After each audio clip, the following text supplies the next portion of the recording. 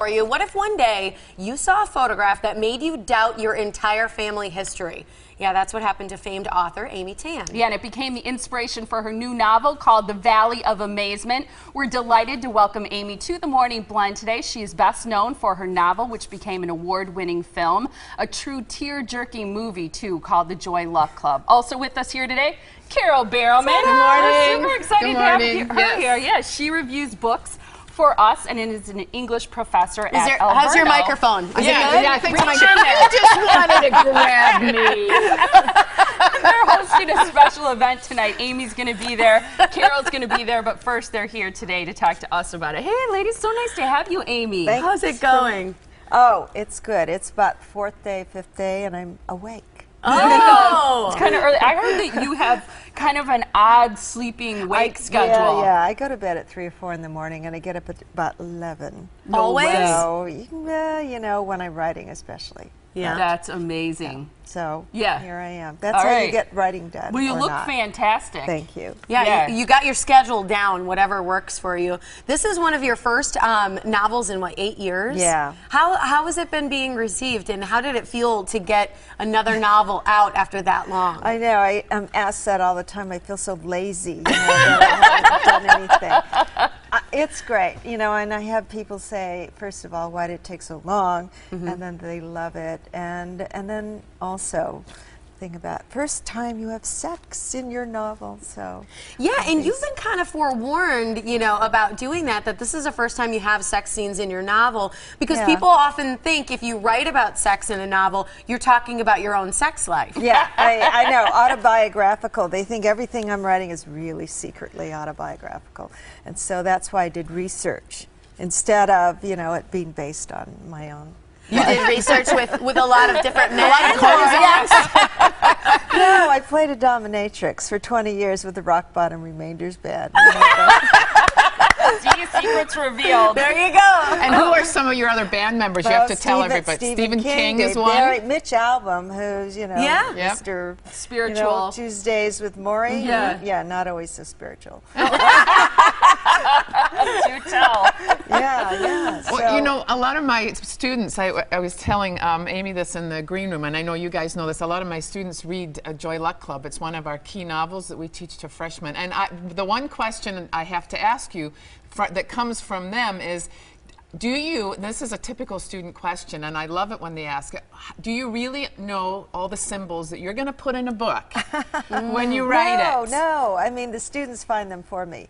I'm not conscious of it, you know, when they say that, and I think, yeah, I'm so smart. You know? Yeah. I put the symbols in, you know, I put... Like the red candle in Joy Luck Club. Yeah, well, there's certain things, you know, you put in because that's good luck or that's happiness, but yeah, there are a lot of things, though. The number 4 or, you know, east, west, and I don't have that in as often as they think. How does somebody write a debut novel that's that huge of a success? Being naive, being completely naive. You know, when you write without expectations and you're not self-conscious, then you end up writing a What did book you like think that. of the movie? You had a... Oh, the movie, you know. I was co-producer and co-writer, so Yeah. I loved the movie. It was great experience. All the actors, the director, my co-writer. It was, and we had total creative control, even to the trailers. Wow. Wow. And you never get that. It's a big you never deal. Get that. So it was wonderful. But I'll never do it again. I know I'll never have perfect experience like that. So. You'll never do a movie again based on a somebody book? somebody else can do it. Oh, okay. I just Okay. don't want to do it. It's a lot of time out of your life. Yeah. Going to meetings. Yeah, I hate So, meetings. Yeah. So I'm, When you were working on Valley of Amazement, were you conscious of the fact that your writing process and style has changed over the years, or do you still go into it the same way? no, every book is different. Yeah. You know, I wish I had a process where I said, this is how it's done, and I can speed through. But no, I wrote this book twice. I wrote 2 different books during that period. I had to throw you know, lots of times I throw books away. Do you ever go back to that original advice? Because when I think it's really interesting that you started writing when you're 33. You know, because a lot of people think, oh, I'm in this. You had a lot of careers before that, business careers, which you can now successfully say you were never really that interested in.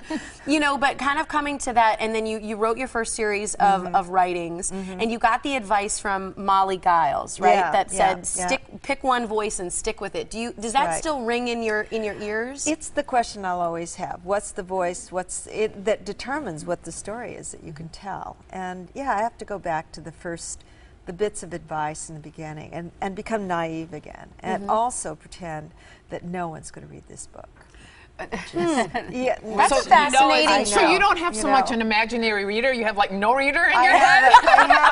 I have the worst reviewer peering over my head, or it's the ghost of my mother and my grandmother saying, "Really? No, that's not how it happened." Well, and speaking of your grandmother, the story is very interesting about you seeing this photograph of these women who are prostitutes, and they're dressed very much alike, and you recall a photograph of your own grandmother where she was wearing an identical outfit, and so you have this question: was your grandmother a prostitute? Well, they were first-class courtesans, which is slightly different, still in the sex trade, but they got to choose the man who was courting them to have their favors.